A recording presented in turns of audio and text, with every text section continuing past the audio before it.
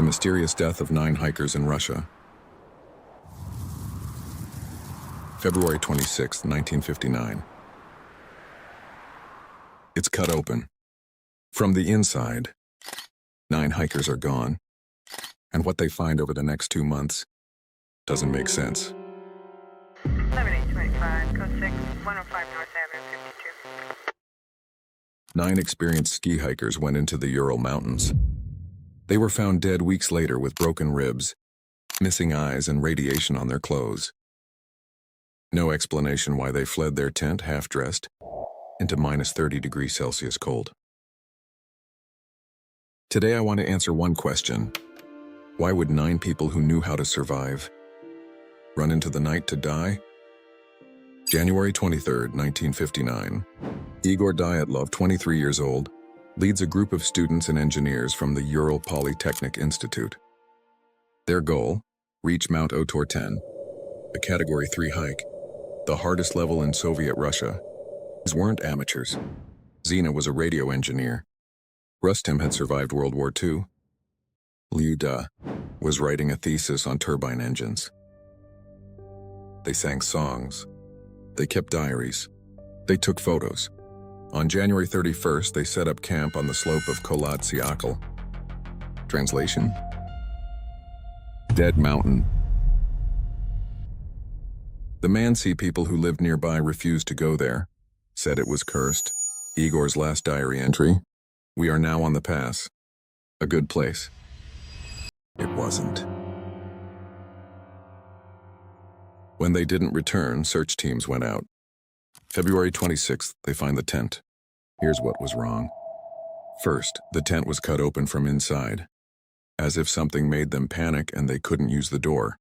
Second, footprints led away from the tent. 8 or 9 sets, some in socks, one in a single boot. No sign of a fight. Third, their belongings were left behind. Warm clothes, food, money. You don't leave those in minus 30 unless you're terrified.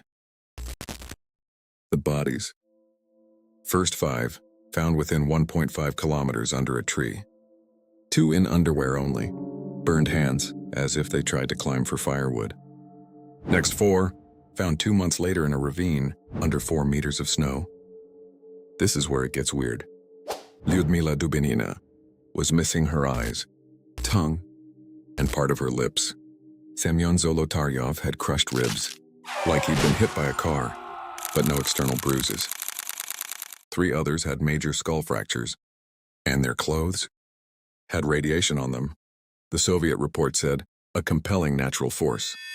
Then they closed the case. So what happened? For 60 years, people have tried to explain it. Let's run through the big ones. 1. Avalanche theory. Claim: a small slab of snow hit the tent, panicked them.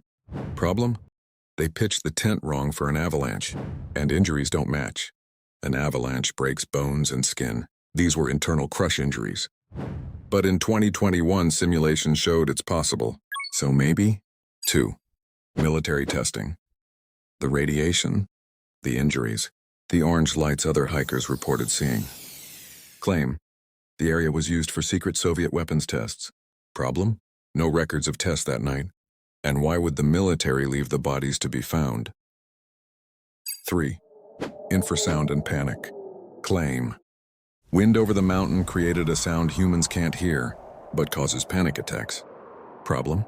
Explains fleeing the tent. Doesn't explain the radiation or the missing eyes. Animals eat soft tissue first. That's normal.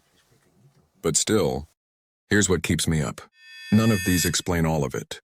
It's like 5 different puzzles were dumped on that mountain. In 2020, Russia reopened the case. Their conclusion? Avalanche. Case closed again. But I don't think it's closed, because stories aren't about answers. They're about people. I keep thinking about Yuri Doroshenko, found under that tree. His last act was trying to start a fire to save his friends, in his underwear, in a blizzard. Whatever compelling natural force killed them, it didn't kill their instinct to protect each other. The mountain is still called Dyatlov Pass now, named after Igor. 9 hikers went up, 9 didn't come back. And the mountain kept their secret. I'm starting this channel because I think some stories refuse to be forgotten. If you want me to dig into one that keeps you up at night, comment it below. I'm reading every single one.